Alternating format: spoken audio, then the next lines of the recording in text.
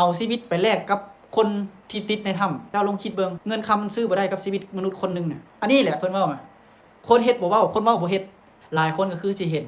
มันเป็นกระแสหรือมันเป็นข่าวในช่วงนี้เนาะระหว่างประธานโจเซฟกับซอน้ำแล้วก็เจ๊หนอมในนี่ค่อยสิมาเว้าเนาะค่อยบ่ได้เข้าข้างไผเด้อก็บ่ได้อยู่ข้างไผแล้วก็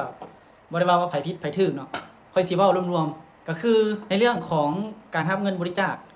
แล้วประธานโจเซฟเนี่ยอยากเบิ่งสเตทเมนต์หรือว่ารายรับรายจ่ายการไปรับมอบเงินให้ผู้ประสบภัยหรือว่าคนที่ติดถ้ำนะเนาะทางฝั่งไทยนี่เพิ่นไปช่วยค่อยถามแน่ว่าเขาได้หยังเขาไปด้วยน้ำจิตน้ำใจเขาไปช่วยด้วยเหงื่อด้วยแรงด้วยเพื่อนมนุษย์ร่วมโลกนำกันเนาะแล้วบัดนี้คนที่รับบริจาคคนที่เอาเหงื่อเอาแรงไปช่วยคืออย่างตัวอย่างเช่นอย่างเจ๊หน่อมนี่ไปช่วยนี่ค่อยถามให้เราได้หยังแล้วบัดนี้คนในประเทศลาวน่ะเป็นหยังคือต้องเป็นเจ๊หน่อมไปช่วยคนอื่นได้เป็นหยังคือบ่ไปช่วยเจ๊หน่อมมีเวียกเฮ็ดงานทำมีธุรกิจต้องบริหารต้องจัดการมีลูกทีมมีลูกน้องเราเป็นหยังต้องเสียสละเพื่อไปช่วยเขาเพื่อไปเฮ็ดอยู่เฮ็ดกินเพื่อไปซื้ออุปกรณ์ให้ทางทีมงานจากฝั่งไทยเนาะแล้วเจ๊หน่อมบ่เปิดรับบริจาคคนในประเทศลาวนี่น่ะหรือว่าคนอยู่ต่างประเทศนี่เขาสิบริจาคให้ไผเขาสิโอนเข้าบัญชีไผถ้าเจ๊หน่อมบ่เป็นตัวกลางให้คนที่แบบว่าอยากช่วยเหลือถ้าเจ๊หน่อมบ่เป็นคนที่ไปช่วยคนที่ทำหรือว่าไปช่วยเหลือทีมทางกู้ภัยจังฝั่งไทยนี่ไปเฮ็ดอยู่เฮ็ดกินให้เขาหรือว่าไปซื้ออุปกรณ์ให้เขาแล้วไผสิเข้าไปช่วยไผยื่นมือเข้ามาช่วยถ้ามีคนเป็นตัวกลางเจ้าลองคิดเบิ่งว่าเจ๊หน่อมมีภาระหน้าที่มีธุรกิจเป็นของตัวเองแต่เรายังเสียสละเสียเหงื่อเสียแรงซ้ำบ่นำยังทีมเวียกทีมงานไปเนาะไปช่วยแต่เป็นหยังมันคือเป็นกระแสมันคือเป็นดราม่าเรื่องการรับเงินบริจาคว่าง่ายๆการรับเงินบริจาคค่อยบ่ฮู้ดอกว่าค่อยบ่ได้เข้าใจเรื่องของสเตทเมนต์รับเงินบริจาคต้องเปิดบัญชีบ่ต้องมีคิวบ่ต้องมีแบบว่าแอป BCL1 นี่หยังว่ากันไปเนาะให้เปิดบัญชีแบบว่าโอนเข้าอย่างเดียวถ้าอยากไปถอนก็ต้องไปถอนธนาคารอีหยังก็แล้วแต่ค่อยบ่ฮู้ดอกนั่นน่ะแต่ค่อยสิเว้าว่าในการรับเงินบริจาคเนาะค่อยฮู้ว่าทุกคนนี่ร่วมจิตร่วมใจช่วยเหลือเนาะช่วยเหลือผู้ประสบภัยว่าซั่นซะแต่ในบางครั้งการที่เฮาช่วยเหลือไปยังต้องหวังสิ่งตอบแทนแม่นบ่ล่ะคือกับบางคนนี่ช่วยเหลือแสน2แสน3แสนก็บ่ได้หวังผลหยังว่าอย่างน้อยๆเฮาก็ได้ช่วยถึงว่าสิบ่ได้ช่วยคนที่ติดถ้ำแต่ได้ช่วยคนที่ไปช่วยคนติดถ้ำถึงบ่ได้ช่วยคนไปช่วยคนติดถ้ำแต่ได้ช่วยทีมกู้ภัยมาจากฝั่งไทย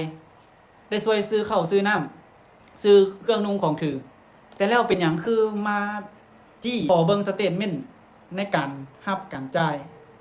แต่ทั้งที่เจ๊หนอมก็ได้เผยแพร่ได้ว่าออกไปแล้วแต่แน่นอนว่าคนที่รับบริจาคคนที่ไปเนาะสิให้มันกินเนื้อตัวเองมันก็ยากแน่หน่อยนึงเพราะว่าหยังเฮาเป็นสะพานบุญเฮาเป็นตัวแทนให้ทุกคนก็แม่นแต่ว่าเจ้าต้องคิดในมุมมองที่แบบว่า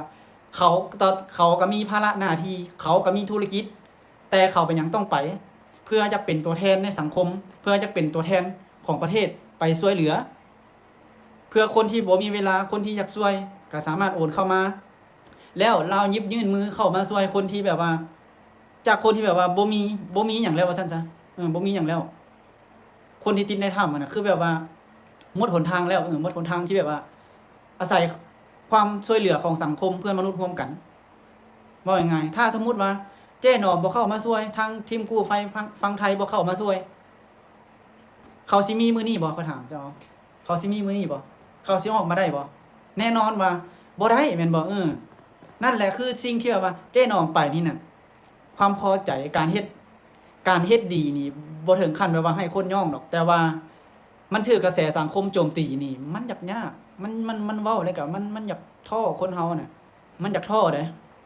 เฮ็ดดีกับถูกสังคมมาโจมตียกตัวอย่างเคสต่อหน้าสมมุติว่าอนาคตต่อหน้าเฮาเบิ่งบ่เห็นเนาะสมมุติว่ามันเกิดปัญหาแบบนี้อีกเด้แล้วไผสิอยากไปช่วยแบบนี้แม่นบ่ช่วยแล้วมีปัญหาช่วยแล้วถูกโจมตีช่วยแล้วสังคมมองว่าเป็นคนบ่ดีแม่นบ่ล่ะอันนี้แหละเพิ่นเว้ามาคนเฮ็ดบ่เว้าคนเว้าบ่เฮ็ดคนอยู่ในประเทศลาวด้วยกันนี่บางคนนี่เขาบ่ออกปากออกมาเว้าได้แต่กับคนอยู่นอกประเทศกับโจมตี เจ้าเก่งเจ้าเป็นหยังเจ้าคือบ่มาลงมือเฮ็ดเจ้าเก่งเจ้าเป็นหยังคือบ่ลงมาช่วยเขาตั้งแต่ทีแรกแม่นบ่เลยเจ้าบ่แม่นสิมานั่งเว้าเอาข่าวเอาคลิปเอาสิ่งที่เขาเว้าเอาสิ่งที่เขาเฮ็ดมาจับผิดในมุมมองตัวนั้นแล้วก็มาเว้าให้เขาเป็นให้มันเป็นประเด็นแล้วก็จะขายสินค้าของตัวเองอยากโปรโมตตัวเองแม่นบ่เลยข่อยเว้ามันหากินแบบนี้เนี่ยข่อยว่าคุมื้อนี่มันยังใช้ได้อยู่บ่ถามทุกคนนะมันยังใช้ได้อยู่บ่เฮาหากินแบบนี้เนี่ยข่อยบ่ได้เว้าเข้าข้างไผข่อยบ่ได้เว้าบ่ได้ผิดบ่ได้ถูกเด้อข่อยเว้าเอ้ยซื้อรถคือประธานโจเซฟนี่ถามว่าเรามีดีบ่เรามีดีอ้ายนี่เราเก่งเรามีดีเราคนล้มให้นายกเราคนล้มให้นายกได้ข่อยนับถือเราอยู่สิ่งที่เราเว้ามามันก็มีมูลความจริงแล้วก็บ่มีมูลความจริงแต่บางสิ่งบางอย่างสิ่งที่เราเฮ็ดมันก็บ่ถูกมันก็บ่ถูกเจ้าลองคิดเรื่องว่าคนเฮาเนี่ยมันมีถูกแล้วก็มีผิดคือบางคนนี่ก็เข้าข้างเรากับบางคนก็เข้าข้างเจนอมกับบางคนก็เข้าข้างซ้อน้ำมันแล้วแต่มุมมองของแต่ละคนคิดเนาะว่าการที่เฮาสิเป็นสะพานบุญให้คนทั้งประเทศนี่หรือว่าการที่เฮาสิไปช่วยคนโดยที่เฮาบ่ได้หวังผลตอบแทนหรือว่าหวังอีหยังจักอย่างเฮาไปด้วยใจเฮาช่วยด้วยใจถ้าสังคมหรือว่าเพื่อนมนุษย์อยากช่วยเหลืออยากร่วมแบบว่าช่วยอุดหนุนซื้ออุปกรณ์หรือว่าซื้อข้าวซื้อน้ำเลี้ยงกู้ภัยหรือว่าเลี้ยงทีมงานทีมมาจากฝั่งไทยนี่เนาะก็ร่วมช่วยกันได้อันนี้ก็เปิดรับบริจาคคือเราเฮ็ดนี่ก็เปิดรับบริจาคแต่มันเป็นประเด็นก็คือว่าเงินบริจาคว่าไปใส่ว่ายักยอกเงินจังซั่นจังซี่ว่าบางสิ่งบางอย่างมันก็อาจสิมีกินแน่อาจสิมีกินแน่แต่บางสิ่งบางอย่างสิ่งที่เราจ่ายบางเทื่อเจ้าบ่ฮู้นำก็มีเนาะค่ารถค่าล้างไปนี่น้ำมันขึ้นภูขึ้นผาบางสิ่งบางอย่างนี่นอกเหนือจากเงินชีวิตคนนึงมนุษย์คนนึงนี่ไปช่วยนี่บ่ฮู้มันสิเกิดหยังแม่นบ่มันบ่ฮู้ว่าสิเกิดหยังในทางต่อหน้ามันสิเกิดหยังอุบัติเหตุบ่หรือว่าเกิดเหตุสิ่งที่บ่คาดคิดบางเทื่อถึงขั้นชีวิตเอาชีวิตไปแลกกับคนที่ติดในถ้ำเจ้าลองคิดเบิ่งเงินคำมันซื้อบ่ได้กับชีวิตมนุษย์คนนึงน่ะแต่เจ้ากลับมาโจมตีเขาผ่านวิกฤตนี้มาได้แต่เจ้ากลับมาโจมตีเขากลับมาเว้าให้เขาว่าเขาเป็นคนยักยอกเงินจังซั่นจังซี่ข่อยบ่ได้ประมาทว่าเงินน้อยเงินหลายแต่ว่าข่อยจะเว้าว่าการที่เขากินน้อยหรือว่าสเตทเมนต์มันบ่ตรงกับนั่นตัวนี้บ่คือสิ่งที่เจ้าเว้ากันล้มกันน่ะที่ออกสื่อกันเป็นกระแสแล้วก็แชร์กันไปเว้าแล้วก็แชร์กันไปมาคอมเมนต์เจ๊หนอมเป็นคนจังซั่นจังซี่มันยักยอกเงินจังซั่นจังซี่อาจสิมีเนาะแต่ข่อยบ่ได้ฟันธงว่าเราเฮ็ดหรือบ่เฮ็ดเราลักยักยอกหรือว่าบ่ได้ยักยอกแต่ข่อยบ่ได้ฟันธงแต่ข่อยว่ามันคนเฮานี่เฮ็ดอันใดก็กินนำอันนั้นมันก็สิมีอยู่ก็ซื้อน้ำมันซื้อนอกซื้อน้ำว่าค่าใช้จอกใช้จ่ายมันก็มีเนาะอาจจะบ่ละเอียดเราก็อาจสิรับเงินครั้งแรกอาจสิเคยรับเงินบริจาคครั้งแรกด้วยที่แบบว่าคนเฮาประสบการณ์ยังน้อยอันนี้ก็คือแบบว่าเหตุผลเนาะเฮาเอามาเว้ากันได้ยกมาเว้ากันได้ว่าเฮาอาจสิแบบว่าบ่ละเอียดเรื่องการรับเงินบริจาคเฮาต้องใช้บัญชีที่แบบว่าเป็นบัญชีที่แบบว่าเปิดรับบริจาคโดยเฉพาะต้องให้มันละเอียดเรื่องการรายรับรายจ่ายต้องจดต้องแต้มมันหยังก็ว่ากันไปค่อยบ่ฮู้ดอกเนาะเว้าเรื่องตัวนี้น่ะแต่ค่อยเห็นใจในความเป็นมนุษย์ร่วมโลกร่วมชาติเดียวกันซะว่าซั่นซะ